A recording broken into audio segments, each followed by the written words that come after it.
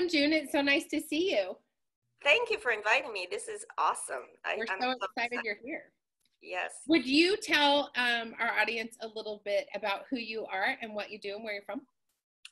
I'm from Renton, Washington. It's a small town between Bellevue and Seattle. I feel like we're the stepchild of Bellevue, kind of middle of the road. You know, we're never like the number one or get recognized because we're not Bellevue, but we're growing. We're growing leaps and bounds right now. So I'm really excited about Renton as well. That's great. And what do you do? Yeah.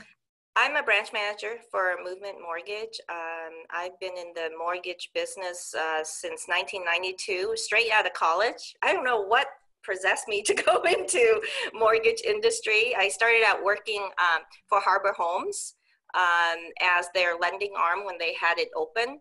And then they decided to shut that down because it was just too much trouble or whatever. And then we kind of all got dispersed into different companies. And I've worked for large companies as well as small companies, and now at Movement.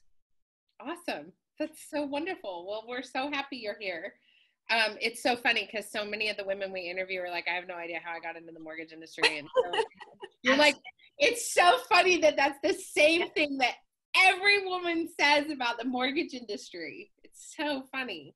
Well, for those of us who've been in it for a long time, like back in the 90s, I don't know if you recall, but there weren't hardly any women, right, wanting to do the job or is given the opportunity to do the job. Most of the people who are a loan officer, quote, are men. All the women were support staff or processing or in some sort of capacity, but very few women that were loan officers. So to get into this industry, I truly don't know how I did it. I just kind of got dispersed, and next thing I know, I was doing loans, and next thing I know, I was just originating and learn as I go, pretty much. Yeah. That's awesome. Nice. So I want to ask you a few questions, if we could. We're going to go down kind of a list we asked some of the ladies previously, but because you're a producing branch manager, I'm going to have some specific questions for you a little later. But how do you feel women can be more brave in this industry? What is something that they can do to make them braver about being a loan officer? You know, I think what gives me the braveness or the will to be brave is I always feel like if no one speak for my clients, who will speak up, right? So when I started doing loan, there were a lot of loans that the banks turn away or didn't even want to touch. There's a group of people that when they go to the bank should say, oh, hi, how are you, and goodbye, and show them the door, right? And I have clients that have told me that. So I felt like when I started, I was given the opportunity to speak for them and to push for them and to help them get a loan, because a lot of these people, their family has never owned a home. Their mom has never owned a home. Their grandparents has never owned a home. They're the first one trying to break that mold of owning a home, right? And no one has helped them, take them by the hand and help them through the process. The whole generation has not owned a home. So when I started, I don't know, I attracted those people, and they became good friends of mine for 20 years now. And I feel like I'm their voice. And that's what gives me the braveness or the motivation to push through a lot of the challenges and to make files work when people turn them down, is because I feel like if I can help this person, then I could help more than just that person. I could help their family. I just got a text and email just like last week, and I think it sums it up, what you're asking me. A client I just helped, and he said, I just walked out my backyard and I see my children run around, and I'm just fascinated by, I can't believe I'm in the house. I can't believe I'm the first of my family to own a home. Thank you very much. And that was the text. So we do more than just mortgages. We help bring people together. We help people's lives. We help their family financially grow. So beautiful. It's not transactional. It's a relationship. Absolutely. Yeah. It's gorgeous stuff. So good. So you mentioned that you've been in the mortgage industry for over 20 years. Yeah. So what do you wish you would have known in the beginning of your career that no one shared with you? I think the biggest thing is to surround myself with people who have the same passion and the same vision and the same motivation. And I don't know if looking back, it was something that was missed. I think it's just there weren't that many people around in our industry that have a purpose, you know. So it was hard to find people to rally people with the same, you know, vision of what, like this group, right, of what you're trying to do, right. I think it was just way too hard to find people like that. So I tend to then accept that this is the way the environment is, and I'm in my own little bubble, and I'm going to do what I feel like I need to do. But if I had known, I would work on seeking more women out, more people of minority, more, you know, to find more of a purpose. I didn't spend enough time I find my purpose with my clients, but I didn't find time to make a purpose of a group. And I think it's important because then changes can happen more quickly. And what I was trying to do could probably push to happen a lot more quickly than, you know, 20 years later, you know. Mm-hmm. I love that. It's hard when you're in a branch or you're working in a company and there isn't people like you around. And they're not talking about having relationships rather than transactions with people. It makes it more difficult. Yeah, I totally agree. You know, and the thing is, you know, when you're working in an environment, a lot of time they treat you differently, right? And they treat your borrower differently. You know, people tend to put people they don't understand in a box, right? Or make comments like, you know, I've had a comment before that says, you know, you do the in the whole company, you do the hardest loan, you know, the hardest loan of anybody I know in the company. That implied to me like you're causing too much pain for our company, right? You're causing stress in our industries, like you're causing stress in our pipeline, and you're causing more underwriting issues, and you're shaking underwriters too much, and you're not being in compliance. You're not doing these easy, you know, Caucasian loans. And so my response back was, but my borrower pays. Have you seen my default rate? I asked, you know, when I look at my default rate, they're really low because these group of people, they will do whatever necessary to keep their home. So isn't that the goal of the industry, is to do loan that people pays rather than do these loans that you love so much and they don't pay, right? So sometimes I'll react to that, but you know, that's unfortunate that we are, you know, we are who we are, and our clients are you know, are there. We're fighting for them, and we just want the same opportunity.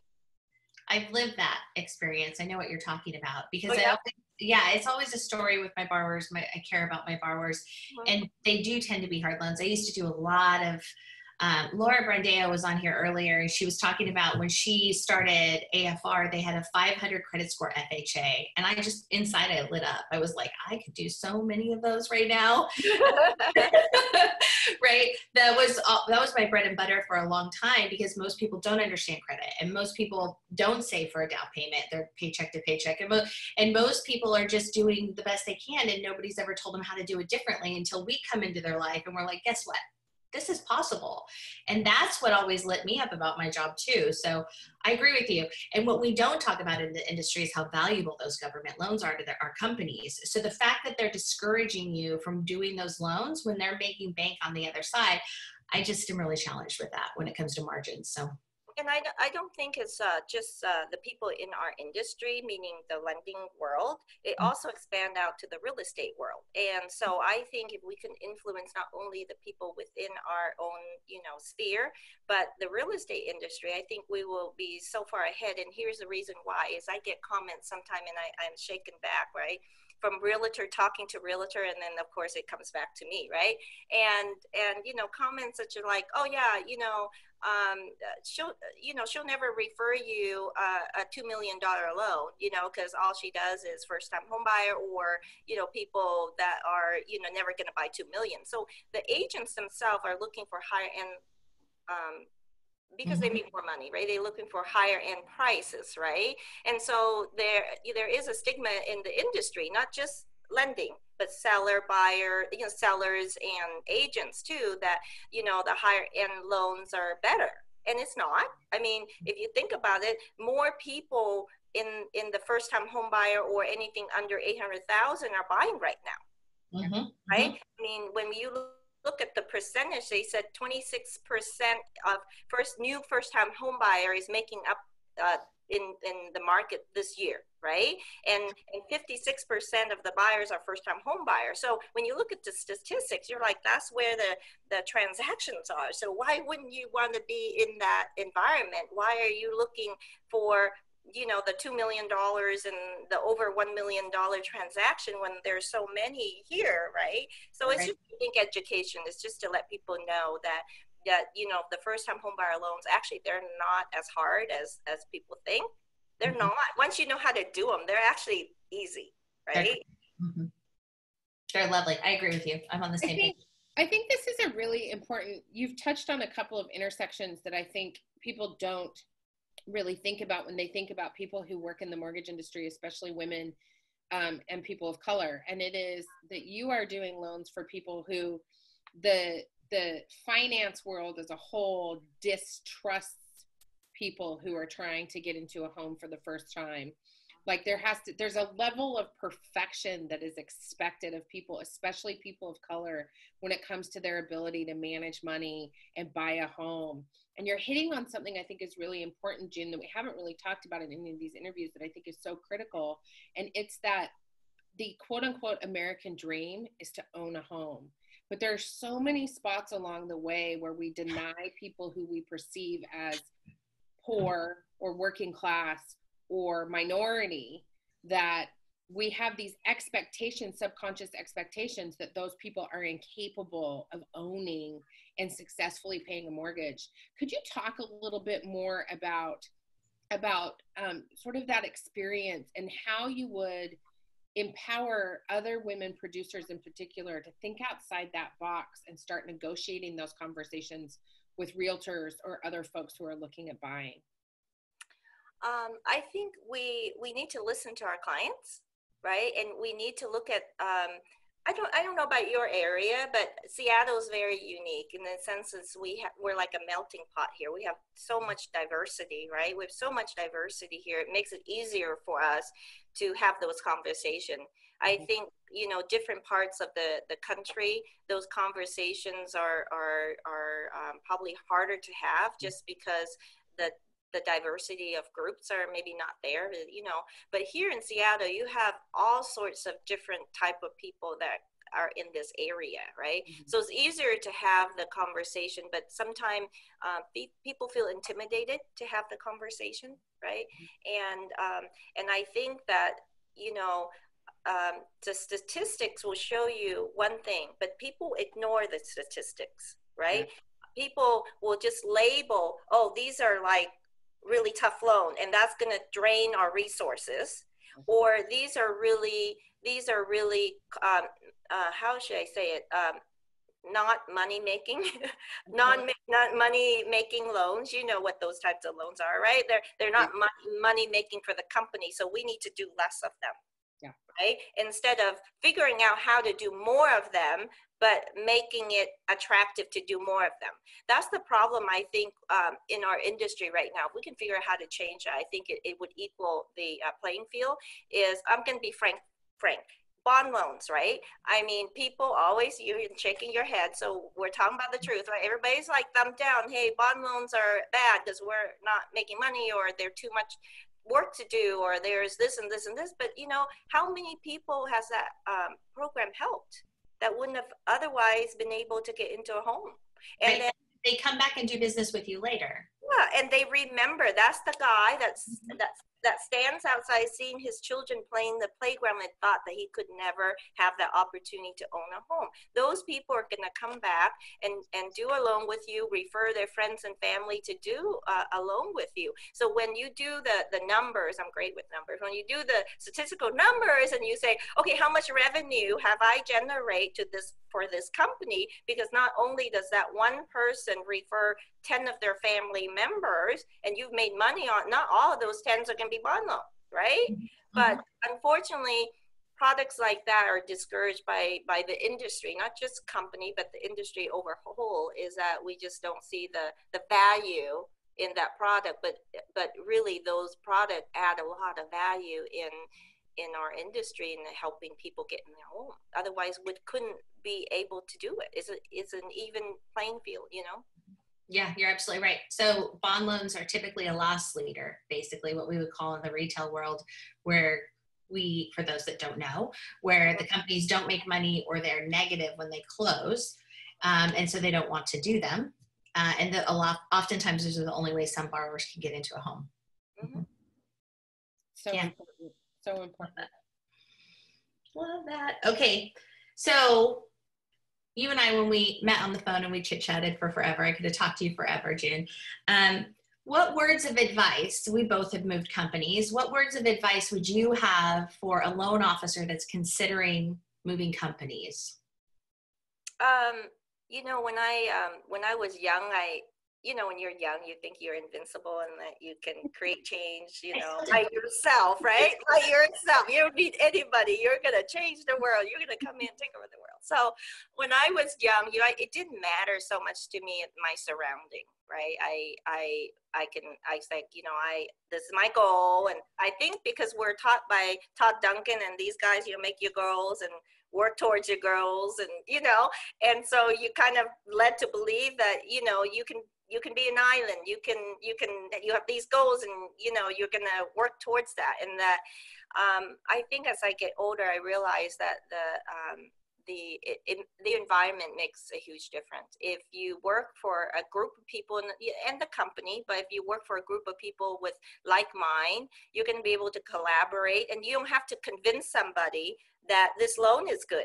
They can see that this loan is good. In my early years, I'm constantly fighting with underwriters, right? I mean, I remember that our op manager on a company I'm not at currently had to set up a luncheon so that an underwriter and I can have lunch and talk it over, because we got so bad, right? We got so bad we're not even talking to each other, right? And then we met, we were good, and then we went on from there, right? Once people meet you and kind of see who you are, they realize that your passion is, you're not pushing them for the dollars, you're pushing them because you want to help these people get home, and then you win them over by your energy and by your passion, and then you have a friend who's like, okay, I'm going to help you, get these loans through, right? But until then, it was just like counting sand, right?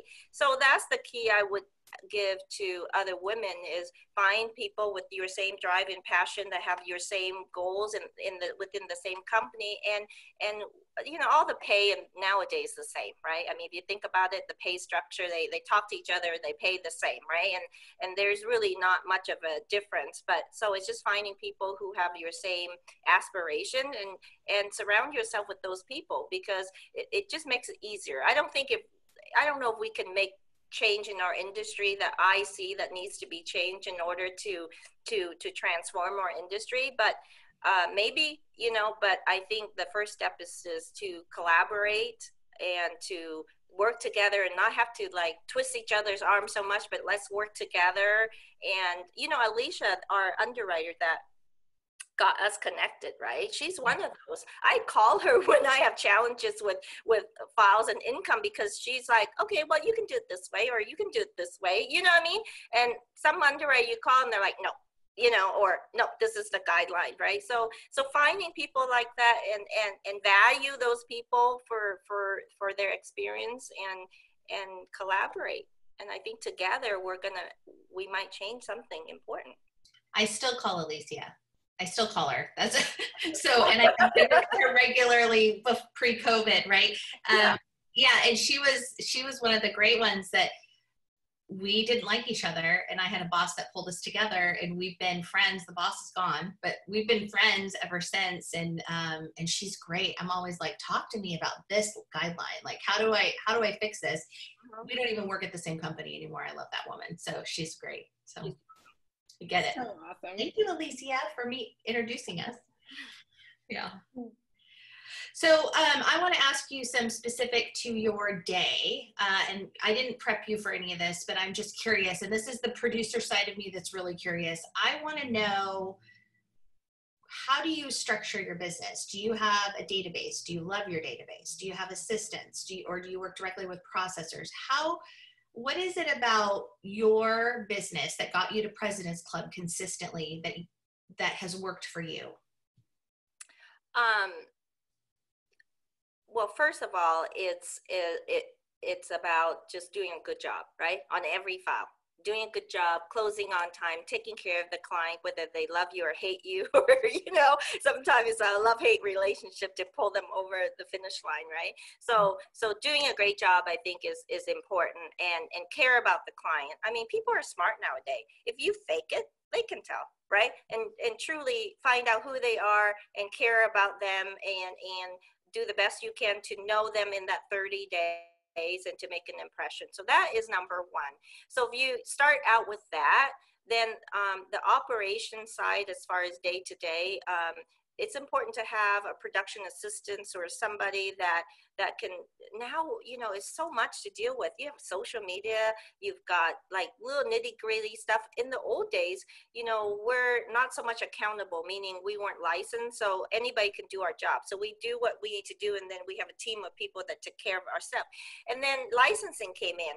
Every click have to come from us, right? Every other click has to come from us. You need a profile change, you got to click, because your assistant can't click for you. You have to actually do the loan application. You have to do a lot. So when we're take on that part, and we have to take on the new world, which is called social media, which is a time sucker, right? In my opinion, a lot of time sucker.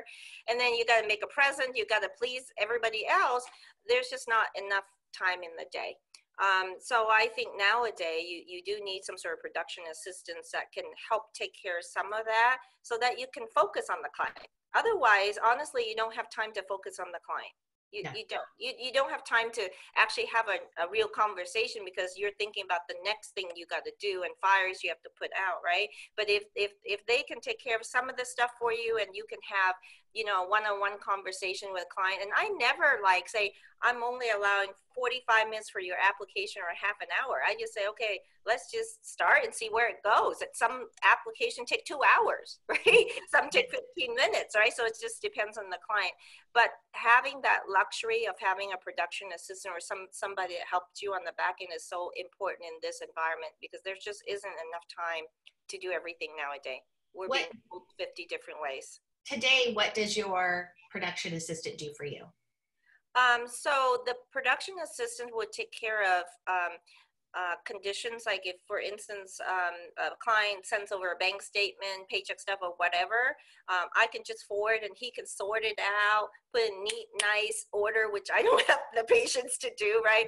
Communicate with the processor, figure it out. If there's a problem, figure out how do we take care of those problems, right? And I focus on the clients. And if there is a problem, I focus on that problem and take care of it, right? Because as you know, being in the industry, one problem can consume your whole day, right? But then it incapacitate you. So literally you cannot do anything but that one problem, right? So when you have someone there that can take care of the new application that come in, at least pull credit, prep the files, and then take care of conditions. Sometimes I'm just so overwhelmed with the problem, right? That one problem, because I'm one of those that I'm gonna figure out the problem, get it resolved, or else I'm not going to bed, right? So so therefore, everything else can keep going until I fix that problem. So that whole day time, half a day or whatever, resolving that particular client problem and move on. So that's kind of, I see my role is that if I'm going to resolve a problem, I need time to resolve a problem. I can't deal with these little stuff that's coming in that I have to do. Like now we have to certify verification of employment on a borrower because of COVID, right? And we have to certify it. Not that, so that's an extra 5 minutes on every loan of having to fill out, maybe even 10 minutes to fill out all this stuff and to certify. Well, if you think about 10 minutes here, 10 minutes here, there's your whole day. Sometimes you don't get anything done. So that's an important key. Does your marketing assistant handle any of your database for you? No, we don't have a marketing assistant. It's something I'm working towards. We have a marketing department, but they don't handle our personal database and our personal social media. And I think that's the next step going forward in the future is that somebody needs to take care of the social media, the database, and things like that. Because again, it's just a lot. I mean, there's Facebook, there's LinkedIn, there's Twitter, and it's very time consuming. So that's the next important key that we need to fill is somebody to handle all that, and just then we just work focusing on the client and working on the client's files. I think that's where we're strong at, right? Yeah. And I'm selfishly asking you these questions because I like looking in the lives of other loan officers and how they do things, because I think depending on where you're at and who's been your boss and your trainer, you do it differently. And so I just think people would benefit to see what great President's Club producers like yourself do on a daily basis. So it's great. Are you paperless or do you still have paper files? I've been fully paperless for a long time. Yeah, and it takes an adjustment, but it's worth it. It was back then. That's been, I don't know, 10 years now or whatever. Yep. And so, yeah, we've been paperless for a super long time. So it's, there was a shift when COVID happened, right? Mm-hmm. Even though we're paperless, but to work in isolation is different. I don't know. I don't know if I like it or not like it, because we're people, people, right? And so we're now working in isolation. We have to figure out a new way of communicating with our team. And Zoom has been a great help. But there's other, I think, software that can help with that too. And I think that's the next path forward, is how do we become more efficient and stay connected, because you are in isolation. Literally, I'm in, this room, you're in your room, and it's a different world. Yeah, totally.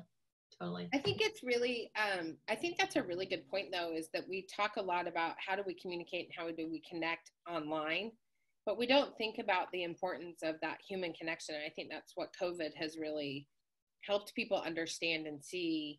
I think there was like this whole thing about introverts and expecting people to be together and all that kind of stuff. But I think what we're really seeing is that, yes, we're human beings who actually crave and need human connection. And in the mortgage industry in particular, it's really important to have a relationship with your clients and with the people that you're serving, because it's how you get them into the best loan possible when you know who they are. And so I think that's a really, really important point. In closing, because we're running out of time here, I just want to, this is my favorite part of the interview personally, because I think this is so important for women in particular. This question about negotiation. So we've been asking everybody we've been talking about, what's your favorite negotiation secret? Because so often I think women do not give themselves enough credit for being able to negotiate well. So what is your favorite negotiation secret? Are you talking about negotiation with clients, or are you talking about negotiation with your company? Because those are different things, right? They're different. You can pick whichever one you want to talk about. So negotiation with well, I'll mention both. The negotiation with clients is very simple. There's really no secret. You just shut up and listen. So good. That is the best thing you can do, is shut up and listen, right? And then things just happen. It's effortless. It's really effortless. I think the harder part of negotiating with companies is, it sounds really bad, but companies sees us as numbers. Every company I've been with very rarely do see you as a person of value. They see you as a number who add values to the cogs and wheels of the company. And that's just how corporate America works, right? So you always have to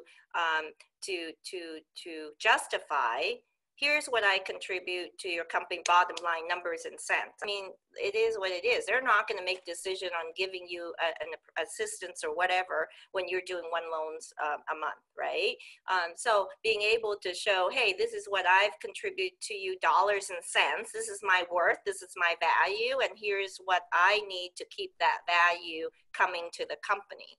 And that seems to always work, and it's non-confrontational. You're not being a brat kicking and screaming saying, hey, this is what I want. You're not giving it to me, but you're saying, I've contributed this, and that justify me getting this to help me towards the next step, and that seems to always work. And then they will have to think about it and then figure out how to make that work. I mean, any companies that value people, will always find a way to make it work, and will always find a way to keep their producer. But unfortunately, we have to show what that value is, because they don't sit there and think about it. Yeah. They don't. Yeah. So good. So good. Thank you so much for being with us today, June. Yes, thank you. Absolutely fun. So I hope you guys can put this together and encourage lots of women to join us, because I think it's time. I think so too. Yeah. Mm-hmm. Have a beautiful day. Thank you so much. Thanks, right, for just a second. Thank you. All right. Bye.